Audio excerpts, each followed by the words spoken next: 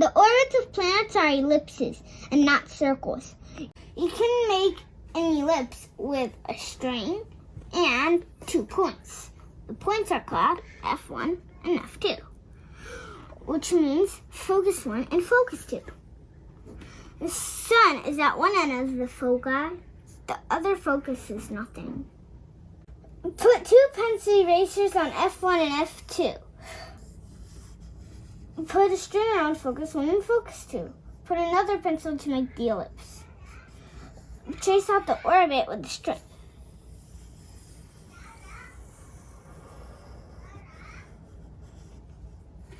The aphelion is the furthest distance from the sun to the orbit.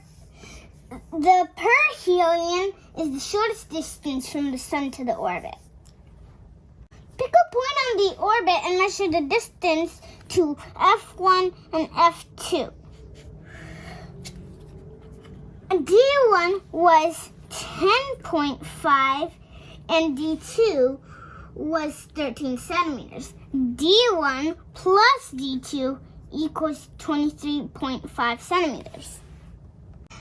Pick another point on the orbit and measure the distance to F1 and F2.